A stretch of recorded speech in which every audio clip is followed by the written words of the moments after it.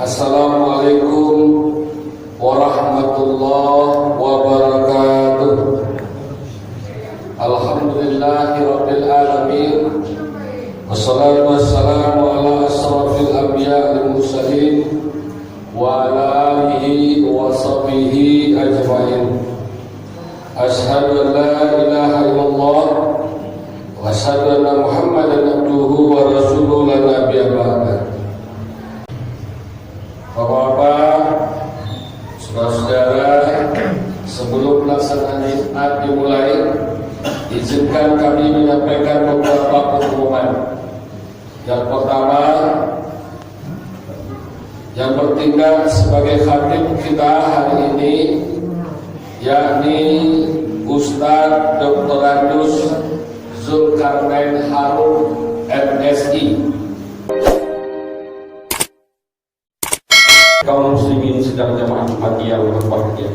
Tema dari khutbah kita pada hari ini adalah kisah inspiratif seorang ulama besar, Imam Ahmad bin Hanbali, dengan seorang tukang roti.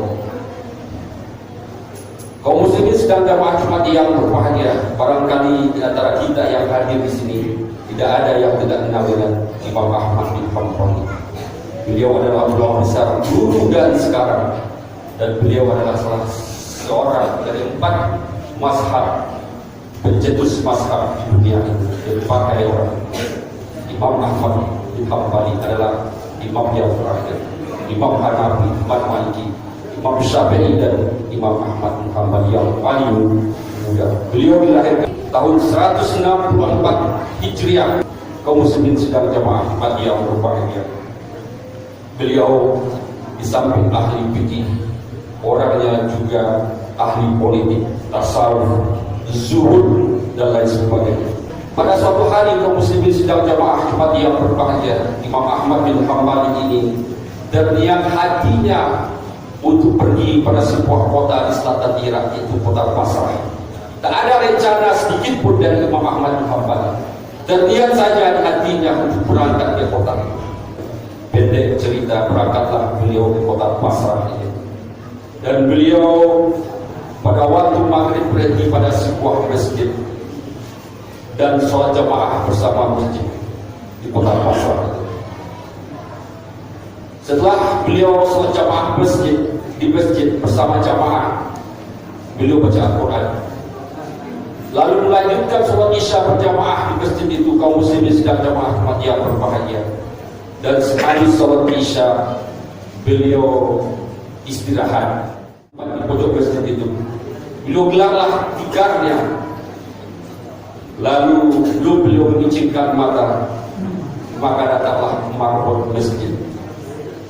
Lalu marbot bertanya kepada Imam Ahmad bin Hanbali, "Hai Syekh, ada apa ini? Mengapa engkau tidur di sini?" Kata marbot masjid pada Imam Ahmad bin Hanbali. Ketika itu marbot masjid, garis masjid tak tahu bahwa yang di hadapan ini adalah ulama besar. Karena ketika itu belum ada handphone, belum ada televisi, belum ada WhatsApp, Facebook, Instagram, Telegram, maka orang tidak kenal muka dari Imam Ahmad bin Hanbali. Padahal ketika itu dia dikenal di mana-mana muslimin sedang jamaah Jumat yang berbahagia. "Ada apa di sini, Syekh?" kata marbot. Syekh itu dipanggil orang tua karena ketika itu Imam Ahmad bin Hanbali pada akhir hayatnya. Dan di Timur Tengah itu pemanggilan Syekh ada 3 kaum muslimin. Yang pertama untuk orang kaya, yang kedua untuk orang berpendidikan, dan yang ketiga untuk orang tua yang sudah berubat. Ini dipanggil orang tua karena manusia tak tahu. "Ada apa di sini, Syekh?" kata Imam Ahmad bin Hanbali. "Saya ini musafir, tempat tidur saya satu malam ini," kata Imam Ahmad bin Hanbali. Kata manusia, "Tak boleh, Syekh, di masjid. Ukhruj, keluar." Ini bahasa Arab yang sedikit agak halus. "Ukhruj, Syekh, silahkan keluar dari masjid ini." Lalu Imam Ahmad bin Hanbali tetap memohon pada marbot untuk bisa tidur karena letih berjalan jauh kaum muslim.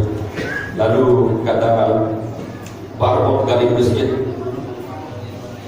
"Tidak boleh roh keluar." dari kasar lagi kaum muslimin. Kalau bahasa Minangnya, berangkat dari sini dengan roh-rohnya, kikis dengan jejak-jejaknya sekalian. Begitu ketika itu marwah masjid. Marwah masjid tidak tahu karena dia menjalankan fikih tentang masjid. Kaum muslimin sedang jamaah Jumat yang berbahagia. Ketika itu keluarlah Imam Ahmad bin Hanbal dari masjid itu. Lalu di luar di emperan masjid dia gelar tikarnya kaum muslimin. Datang lagi marwah itu. Aisyah, ada apa di sini? Tidak boleh tidur di tikar di emperan ini. Keluar. Ketika itu diceritakan, didorong Imam Ahmad bin Hanbal dari masjid itu kaum muslimin. Maka sampai didorong ke seberang jalan. Lalu ketika didorong di seberang jalan itu, nampaklah oleh seorang tukang roti. Lalu dihampiri oleh tukang roti. Kaum muslimin, apa kata tukang roti ini? Aisyah, ada apa ini? Kata Imam Ahmad bin Hanbal, saya ini sedang musafir, ingin tidur di masjid, tapi didorong oleh marbot masjid, tak boleh tidur. Kata tukang roti, silahkan tidur di tempat saya yang kecil ini, tempat aku membuat roti, kata tukang roti. Maka ketika itu Imam Ahmad bin Hanbal dengan senang hati menerimanya. Lalu mereka pergi berdua ke rumah toko tukang roti itu. Kaum muslimin sedang jamaah hati yang berbahagia, sedang berbaring-baring kecil itu. Maka diperhatikan oleh Imam Ahmad bin Hanbal tukang roti ini. Tukang roti ini tidak mau bicara kalau Imam Ahmad bin Hanbal tidak mengajak berbicara, tetapi mau berbicara kalau Imam Ahmad berbicara. Dan ketika Imam Ahmad tidak mengajak berbicara, lalu diamati oleh Imam Ahmad ini. Apa perbincangan tukang roti? Ada sesuatu yang aneh ketika itu. Apa itu? Ketika tukang roti ini memasukkan tepung ke dalam wadah untuk diaduk, dia baca Astagfirullah, Astagfirullah wa atubu ilaih, Astagfirullah. Dan ketika memasukkan gula untuk campurannya, untuk campuran roti itu, dia baca Astagfirullah wa atubu ilaih. Dan ketika memasukkan telur ke dalam wadah ini, dibaca lagi Astagfirullah. Ketika memasukkan padile, dia baca Astagfirullah. Dan ketika dia mengaduk adonan itu, dia baca Astagfirullah wa atubu ilaih. Dan ketika memasukkan ke dalam oven, dia juga baca Astagfirullah. Begitulah diperhatikan. Lalu tertarik Imam Ahmad bin Hanbal ini bertanya, walaupun sebetulnya beliau tahu, tapi dia ingin tahu dari mulut tukang roti. Hai tukang roti, iya. Sudah berapa lama engkau membiasakan membaca istighfar ini? Kata Imam Ahmad bin Hanbal. Sudah lama Syekh, sudah hampir 35 tahun sejak saya membuat roti ini, kata tukang roti pada Imam Ahmad bin Hanbal. Lalu ditanya oleh Imam Ahmad bin Hanbal, apa yang sudah engkau perbuat dari membaca istighfar? Maka ketika itu kaum muslimin sedang jamaah Ahmad yang berbahagia, tukang roti menjawab, tidak ada satupun doa saya yang diutarakan kepada Allah Subhanahu wa taala, semuanya dikabulkan oleh Allah. Itu jawab. Karena istighfar itu kaum muslimin sedang jamaah Ahmad yang berbahagia. Lalu apa lagi kata Imam Ahmad bin Hanbal? Tapi katanya ada satu doa saya yang belum dikabulkan oleh Allah. Apa itu? Kata Imam Ahmad bin Hanbal. Tukang roti menjawab bahwa saya sebelum saya meninggal, sebelum nyawa saya dijemput oleh Allah, sebelum orang itu meninggal, maka saya ingin berjumpa dengan seorang ulama besar. Siapakah gerangan ulama itu? Kata Imam Ahmad bin Hanbal. Saya ingin bertemu dengan Imam Ahmad bin Hanbal. Luar biasa kaum muslimin segala jemaah Jumat yang berbahagia. Ketika itu Imam Ahmad terkejut, lalu mengatakan Allahu Akbar, karena istighfar mula saya diberangkatkan ke kota Basrah ini, karena istighfar mula saya di masjid, karena istighfar mula saya diusir oleh marbot dan garing, dan karena istighfar mula aku sampai ke tempat ini. Imam Ahmad bin Hanbal ini adalah aku sendiri. Kaum muslimin sekalian jemaah Jumat yang berbahagia, apa yang bisa kita petik dari sini? Paling tidak ada dua. Yang pertama, karena istighfar butuh banyak, dosa-dosa tukang roti diampuni oleh Allah Subhanahu wa taala. Dan karena istighfar banyak, apa saja yang diutarakan oleh tukang roti itu dikabulkan oleh Allah Subhanahu wa taala. Dan tukang roti itu mengamalkan perintah Allah dalam surat An-Nur ayat 10. Faqultu astaghfiru rabbakum innahu kana ghaffara yursilis samaa'a 'alaikum bidarara wa yumdidukum bi amwali wa banina.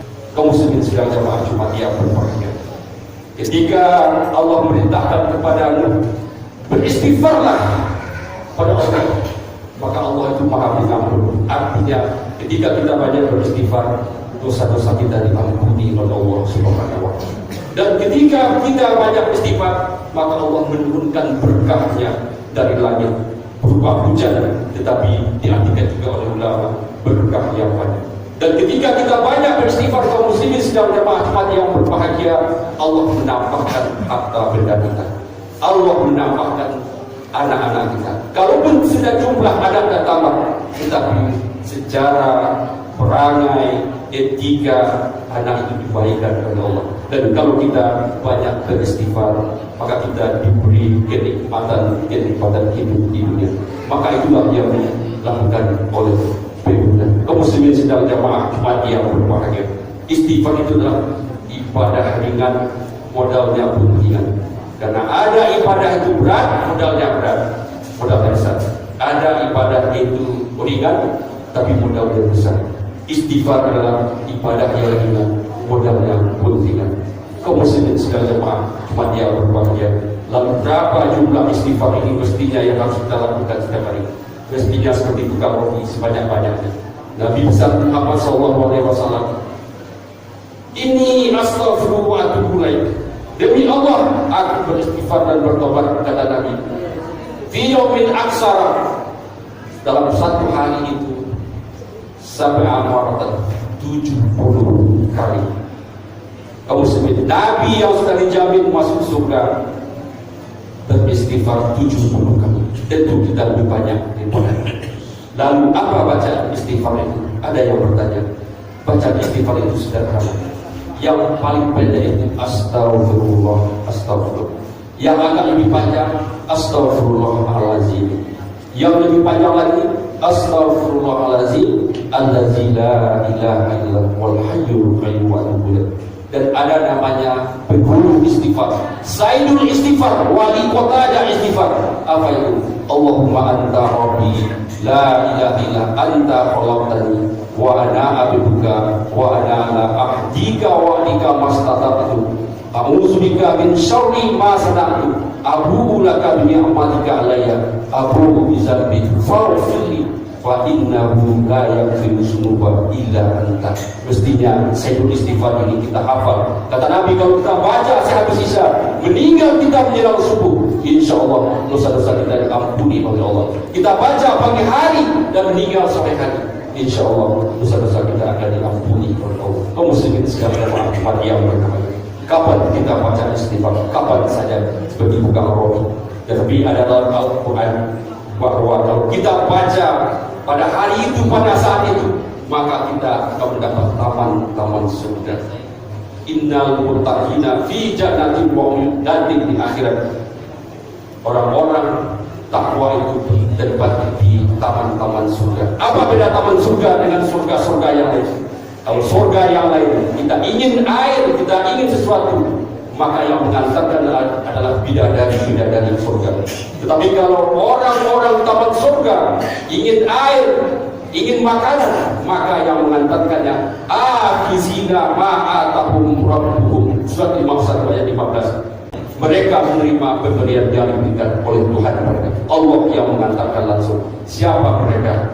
Wa bil asharihum yastaghfirun. Orang-orang yang bermohon ampun membaca istighfar 35 menit atau 30 menit menjelang waktu sahar masuk, menjelang waktu subuh masuk. Maka mudah-mudahan khotbah yang pendek ini akan bermanfaat untuk kita. Mari kita biasakan istighfar kapanpun. Ketika kita masuk kantor menulis, maka mari kita baca astagfirullah. Ketika kita mencangkul, mari kita baca astagfirullah. Dan ketika kita sedang melangkahkan kaki, mari kita baca astagfirullah wa atubu ilaih. Mudah-mudahan bermanfaat. Fatan biyabnil afsar la